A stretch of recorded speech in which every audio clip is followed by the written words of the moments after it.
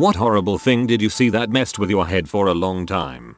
I was an EMT for 5 years. I saw lots of messed up stuff, but the one that haunts me still is this. An old man goes crazy and shoots his wife. He then calls 911 and mumbles about cats. We arrive on scene and I see a cop at the top of the stairs. His face is ghost white. I get up there to find the wife, in bed, with the back of her head blown off. Worst part, she's still alive, physically anyway. We attempt to keep her alive but there is nothing we can do. Her brains are all over the headboard. She is making crying noises until she dies in the back of the ambulance. I still get nauseous thinking about it. Her husband was sitting outside the whole time we were in the house mumbling about cats. I don't know whatever happened to him.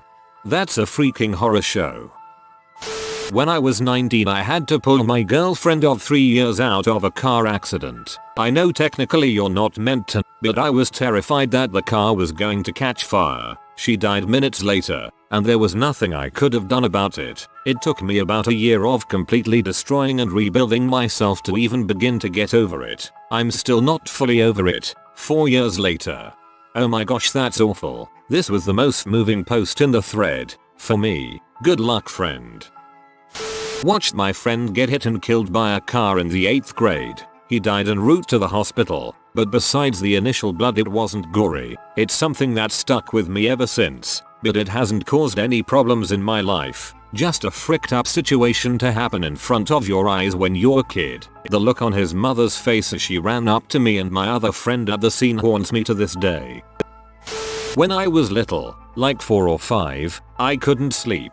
So I got out of bed and walked out to the living room where my parents were watching a movie. All I remember was this man pulling the skin off an alien. The man then gets dragged by aliens through this tunnel. Scared the crap out of me. Ever since then, I've been freaked out by aliens. I learned recently that the name of the movie was Fire in the Sky, based on a man's story of what happened to him while he was in the White Mountains in Arizona, where I live. Frick. Ugh. That last scene where you see the needle coming down at his eye still makes me cringe. Saw it once when I was a kid, 18 years later, and I refuse to ever rewatch this film. A family friend of mine had a broken gun his dad gave him. He would jokingly point it at people and pull the trigger and watch them flip out for entertainment. I did not approve. I walked into his room one day and he pointed it at me, so I flipped out on him telling him how dangerous that was and if he ever pointed a gun at me, joking or not, I would beat the crap out of him. I was a 5 or so years older than him. We grew up together our whole lives. He tells me to calm down, telling me the gun doesn't work. I didn't listen. Still lecturing him about gun safety. He got mad and said, "It doesn't work," and put the gun to his head and pulled the trigger. It went off. It happened 2 feet away from me. I saw everything. He lived on life support for about a week before his dad finally let him go. His head was the size of a pumpkin. Holy crap. I had discovered a car wreck one night. The vehicle was facing eastbound in a westbound lane. The driver was not wearing a seatbelt and was thrown around in the car and ended up being half ejected from the back window. Not only was his torso cut pretty bad from the glass, almost in half, but his head was hanging by a thread. Bad terminology. I apologize. The sight alone was unnerving, but the thing that got me the most was the smell. I have never smelled anything like it before, and if I never do again, I will be lucky. I had a lot of nightmares after that, and even if I smell blood from a small cut, it reminds me of this. I know the smell. It's indescribable. At the bar with friends. One heads home a bit early and we head to his place for after drinks. Drunkenly crash through his bedroom door to find him just standing there with a blank look, small smile, holding the knife he had just used to slash his wrist's arms apart. Got him to the hospital on time but still can't shake the look on his face. Sadly he still drinks, and it probably was alcohol related. Got him into a support group in time though, and he has been doing fantastic since from what I hear. Just had a bit too much bottled up he didn't share. Add in a touch of depression, overnight work, daytime school, and a good amount of alcohol to set it off for a few weeks. It probably happened 4 years ago, just after I got my driving license and I was driving back home on a rainy day in March. At some point I got passed by a motorcycle that was driving with around 130-140 km/h. Who uses kilometers per hour? Right, on the road that had a limit of 90 kilometers per hour. It just seemed like a green wasp flying past my left so fast that I only caught a glimpse of it. All I could think was, well, this dumbass is just asking for it. 5 minutes later I was passing the scene of body parts all over the road, and a motorcycle that is deep inside the back of a truck. The guy's body was in bits around the rear and his head was rolling in front of the truck. And the truck was an old piece of Russian machinery which is made to be literally indestructible. Needless to say, there was an ambulance on its way to scrape him off the asphalt. After that, I've pretty much been on my toes around any motorcycles, trying to keep as much distance as I can. Also, got me quite scared off of driving for a week or so. I was in Italy once and was passed by a Ferrari that passed me like I was standing still. Same thing happened. What a stupid way to die. My dad always said if you spend enough time on the road you will see some bad things.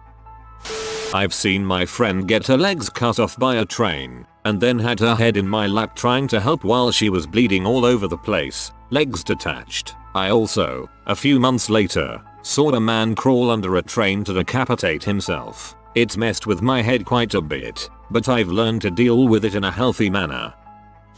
Basic training. One of the lads training with me decided to turn the rifle on me, round in the chamber, and start telling me he hated me, despised me, and flat out felt disgusted to be around me. The idea that someone on my side could do that scared the crap out of me. Death doesn't scare me. The idea that someone who I'd be shoulder to shoulder with could be that freaking screwy worried me to no end. It played heck with my head for a few years actually. Most of my issues stemmed from the forces and I'm freaking glad to be rid of them now.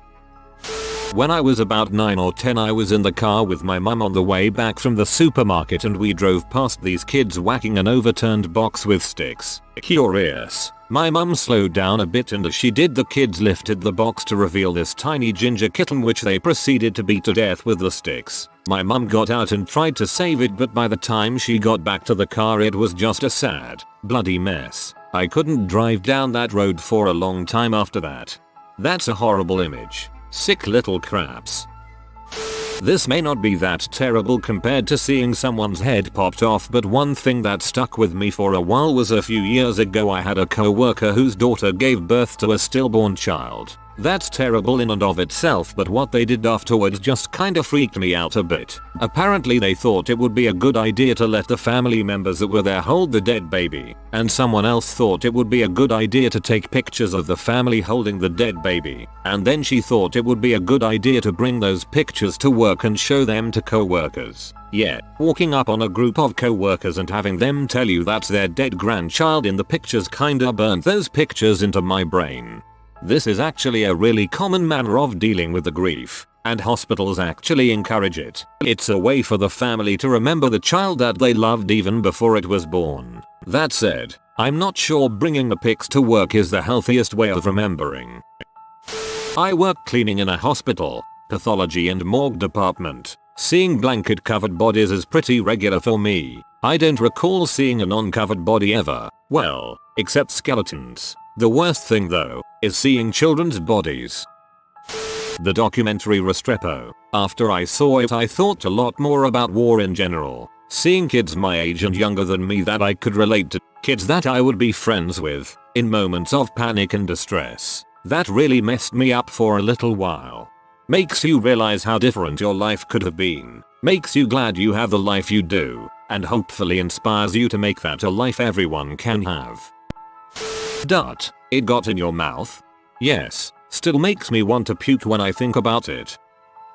Jesus, nothing nearly as bad as that, but I was driving someone to the airport while it was raining pretty heavily. On the interstate I got cut off by a vehicle causing me to swerve. The back end of the car hit the front end of a semi. My car wrapped to the front of semi, such that the driver's side window was touching the Mac insignia on the grille. I was pushed what seemed like forever before the truck could slow down. My car then disengaged, and the wheels tried to auto-correct, slamming itself into the median. If it hadn't been raining my car would have flipped, and I would probably be dead. My parents picked me up and took my friend to the airport. After he disembarked I broke down crying. I was probably still in shock. I went home and slept for the rest of the day. Obviously, it took me a while to drive while raining. I saw my great grandmother after she had passed away when I was 14. She was 80 years old and was very sick for a couple of months prior to her death. She had lost a lot of weight and almost looked like a different person towards the end. My parents and I got the call that she had passed. I was heartbroken. That morning, a few hours later, we went to my great grandparents' house thinking that hospice and the family had her taken away. Oh no, she was still there. Nobody bothered to mention that to me when I went in the house. There she was, the withered shell of my beloved Gigi. Her mouth was open as were her eyes. That image haunted my dreams for years afterward.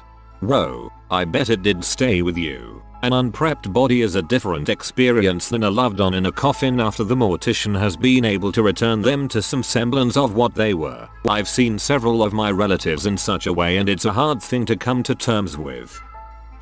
I was driving home from work one day and this guy had his dog tied to a leash in the back of his pickup truck. Nothing really new there. It's GA. Anyway, we get stopped at a red light, me directly behind him, and the dog jumps out, still tied up. The guy bolts off and I speed up to shout at him out the window that he was literally hanging his dog and dragging it to death on the road. I got him to stop, but holy Christ. The poor doggy. I'm in GA too. What I hate are the guys who let the dogs stand on top of their toolboxes while they are driving. I've seen them fly off. I even saw one jump out into rush hour Atlanta traffic. It's illegal, so cops have been giving people tickets because of it, but stupid is hard to change. I watched the video of that guy getting his head sawed off by terrorists at school. Tried to laugh it off. Messed up my week. The football coach at my high school got in trouble for forcing the team to watch some beheadings. He was attempting to harden them up before a big game. Idiot. 2 guys 1 hammer. That crap is super fricked up. I'm lucky I read a description of the video before watching. I've never watched it. When I was at my grandma's funeral, I wandered into another parlor and saw a little boy in a casket. It never occurred to me I'd die until I saw a corpse that was my age. Just because no one else has commented, and I feel everyone in here needs at least one person to say something. In all honesty, it was probably hard to deal with, but was also likely a very good experience. Too many people live their lives almost as though they will not ever go. It is important to know that you will go one day, as it makes you live your life more truthfully.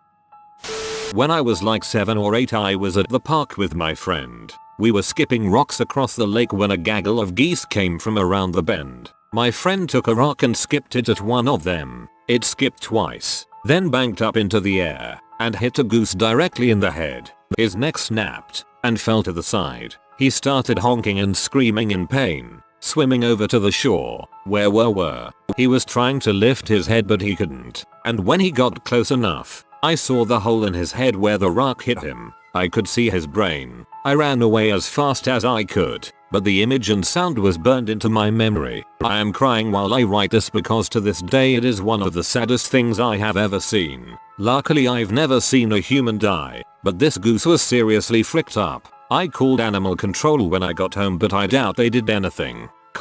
Later, in college, I rescued a baby goose egg and hatched it in my room. Eggy Fowler, the baby goose, was a good gift, and raising him made me feel better about the goose I saw die, I didn't necessarily see this, but I've heard the Kevin Cosgrove 91119/11 call. After hearing it, I was quite dumbfounded and depressed for a while. I'm not familiar with it. I won't ask you for details either. I'll find it if I can. I'm finding sounds and imagination have a haunting effect on many people.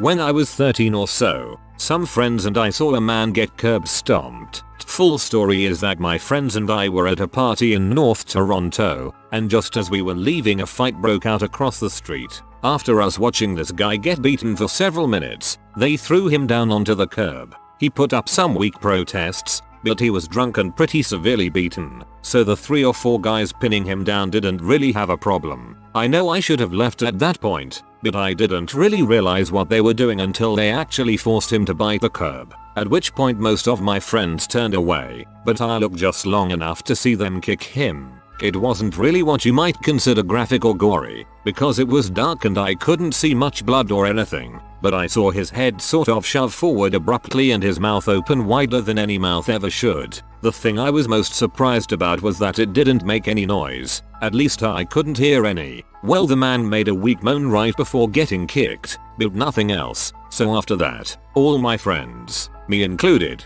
booked as fast as we could out of there in case those men had seen us. I don't know if he died or not, but there was nothing on the news that I saw, so I hope he's okay.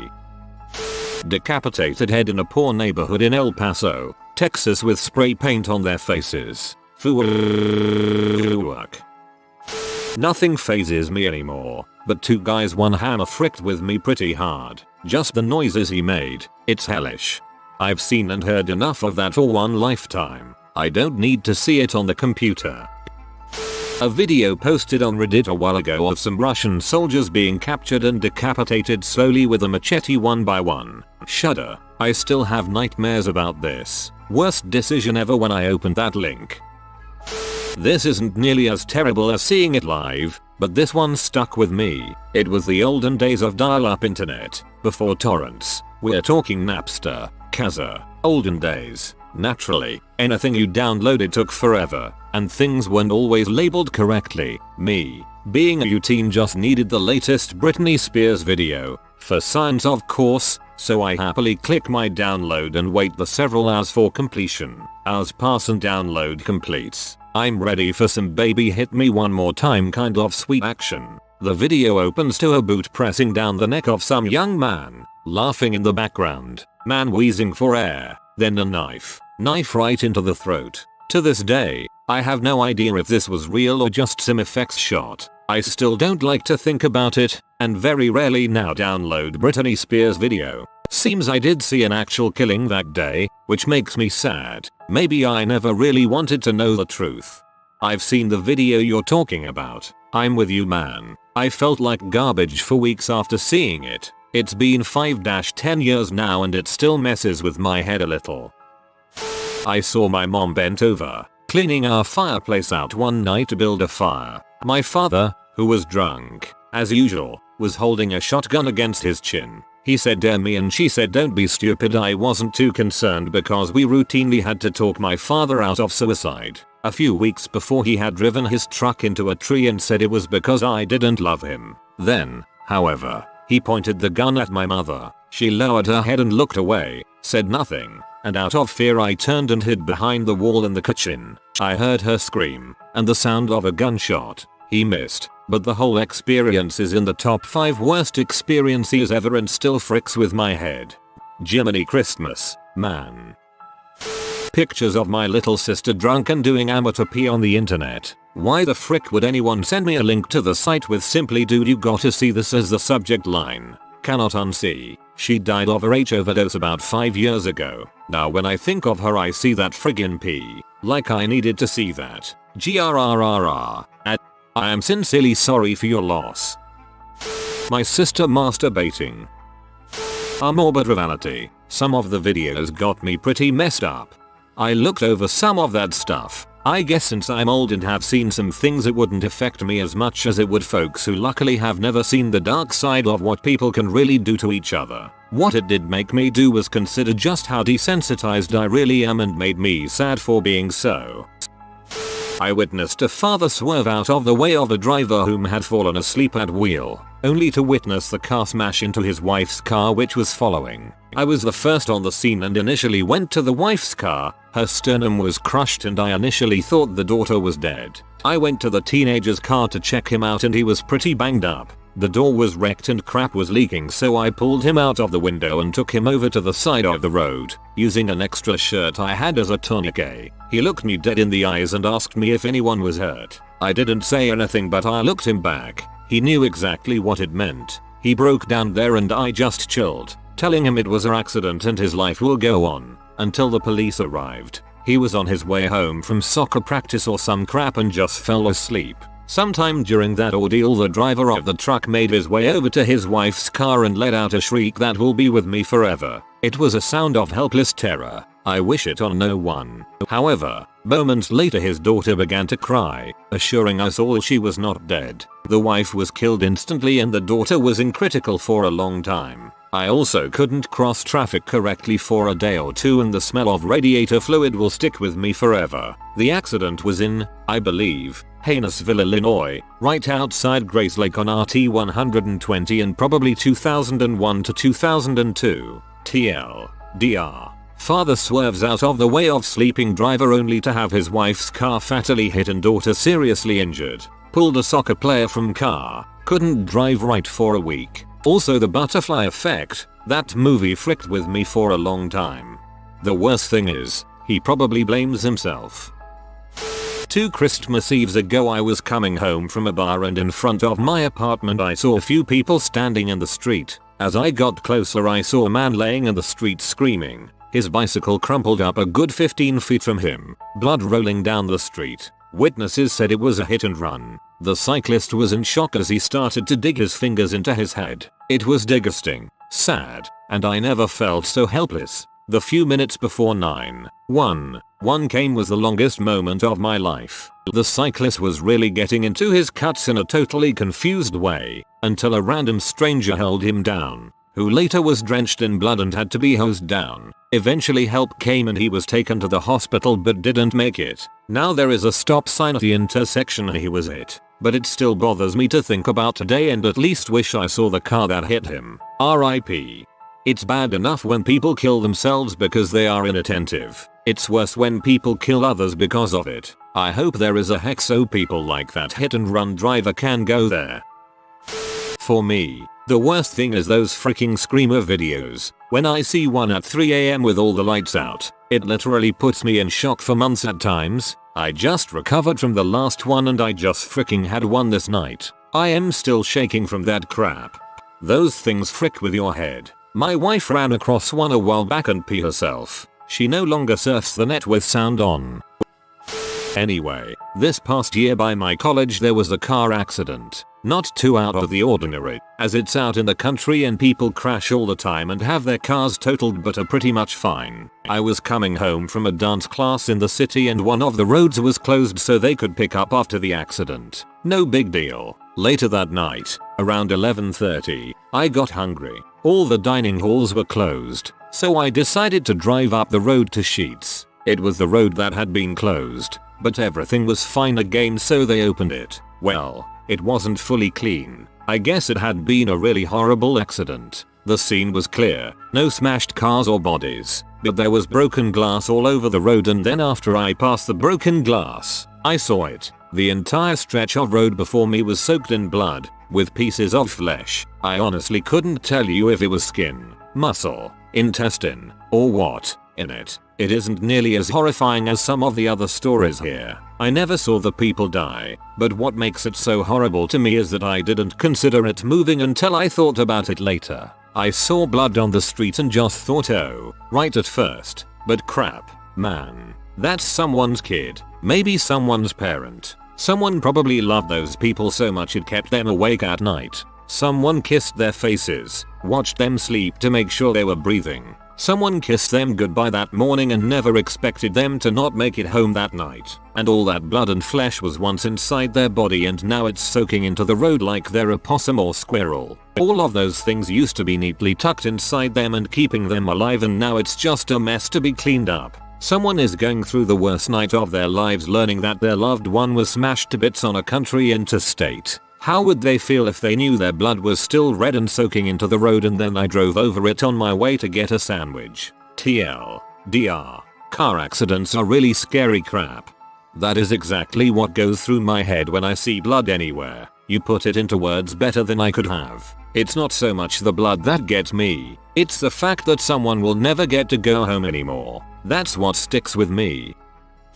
2 internet videos gave me shell shock for a week. The first was one titled Unedited Battlefield Footage. The other was a video from the cartels in Mexico where a couple guys get their heads chainsawed off. The Battlefield one was so scarring mentally because it showed a guy stepping on a mine and then the medic doing his job to patch the guy up. It looked like he lost an arm and his leg and maybe his eyes. There was just so much gore and the poor guy was still alive. I really hope he's okay. I still wonder about that guy. The cartel one was so graphic I almost vomited. The first bite of the chainsaw into the guy's neck and the way his body tensed up and all the blood. God, it's horrible. The chain even nicked the other guy in the shoulder and he didn't react. It's so scary what people can do to each other. I don't go on Live Leak anymore.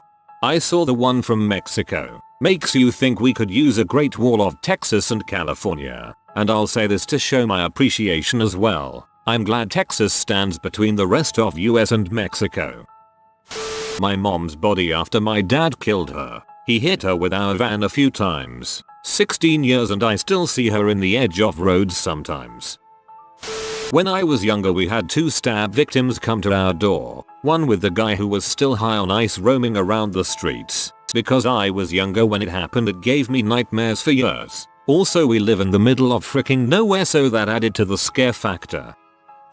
On the 26th of July, 2012 I was on my way to a camp with the school I am working with and we pass a horrible accident. It's nothing new, seeing as most people have seen terrible things in life. Death being nothing new, but the most disturbing thing was the mother sitting in front of me who grabbed her 4-year-old son and made him stare at the dead body. To me that was the most disturbing thing I have ever seen and heard. The whole time the woman is just grinning and holding her son's head to look at it and he's trying to squirm away. I stopped a friend from killing himself. He had sent out a mass text goodbye and I was the first to get to him. I had to basically break into his house and get into the bathroom. Once I opened the bathroom door, all I saw was my friend sitting on the edge of the bathtub and there was blood everywhere, on every surface. He even wrote "I'm sorry" with it on the floor. It scarred me. I didn't sleep for a week, and I still have nightmares about it to this day. It happened almost 4 years ago. It caused major mental problems that I'm still dealing with. Feels bad, man. When I was in middle school, I was walking to a friend's house in ABQ along a main road. I was passing by a daycare, and someone was trying to turn left into the parking lot of the building. As I passed the entrance to the lot, I heard a squeal and a smash of metal. I looked back, and that person had turned left into oncoming traffic. The driver must not have had his seatbelt on, as the collision moved him from the driver's seat into the passenger seat, and his head busted through the passenger window. It was hanging limply out the window as the car slowly starts rolling, as it's on fire and dripping fluid, rolling right at me. I got the frick out of there, too scared young to realize I should have stuck around to perhaps give police an account, though I didn't actually see the accident, just heard it and saw the aftermath. That was the first time I'd ever seen an accident or gore, but what really got me was as I was walking away, all the rest of the oncoming traffic starts getting backed up. People are honking, trying to veer around the slow lanes, etc. Some guy leans out the window and asks me, "Was there an accident?" Yes, I say. "Frick, I'm gonna be late," he says. He tries to change lanes again. It was his indifference to the whole thing that shocked me more. I caught an episode of America's Most Wanted when I was about 10 or so. It was about these guys who invaded this woman's home and dragged her into her basement where they tortured her to death with a corkscrew and stuff while her friend was held hostage upstairs. Tame compared to most of the stuff here, but I was afraid of the dark for a good few years again after that. There is no limit to what depraved people can do to each other. You don't really need fiction to scare the heck out of anyone. When I was around 7 or 8 I saw a man stand on railroad tracks at the beach and get crushed by the train. It was terrifying for me. The dashcam video of the young cop carrying out a routine traffic stop before the crazy man in the other car gets out and charges him with an automatic rifle. The policeman's death screams as he pleads for mercy still haunt me. Also the dashcam video of the family driving along the highway when a brick is kicked up by a passing lorry, slamming into the windshield. There is silence until all of them start screaming and pleading with the person in the passenger seat to wake up. You see the trend here with me as it's mostly sounds of people in pain or terror that have left the biggest impact. Most horrific videos that are just visual do not faze me, but when you hear the sounds of someone's anguish or their last screams, that really hits me hard. Especially when the visual part is left to the imagination. If anyone wants to test their metal, I suggest a trip to our morbid reality. It's metal, not metal. When I was around 8, I had been at work with my dad. He is a golf pro that works at a course, so I used to practice on the range whilst he was teaching. It was about 9 PM and we're halfway home when he pulls over the car. I ask why and he points to the side of the road. There sat a bunny rabbit. Its back half had been hit by a car and was slightly mangled and twisted. It sat there on the side of the road, twitching its nose and staring at me. My dad grew up on a farm. He decided he had to put this bunny out of its misery. He goes to the boot of the car and pulls out his 9-iron and approaches the bunny. I sit bewildered. I am a massive animal lover, but at this age I couldn't comprehend putting an animal out of its misery. I still thought my dad was just killing this bunny, when we could have easily taken it to the vet to be fixed. He widens his stance, places the back of the iron beside the bunny's head, pulls back and bam, there was a horrible popping squelching sound, and my dad shouts for weeks I wouldn't talk to him. I cried myself to sleep for a few nights afterwards.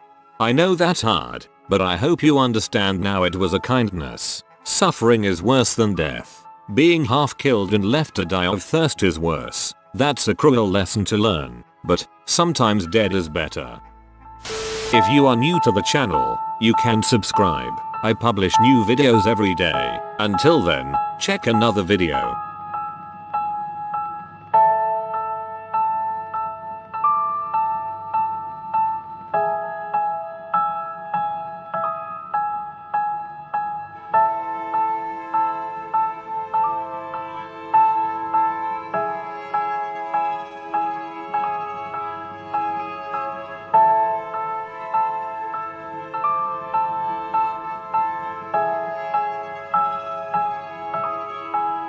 Bye for now.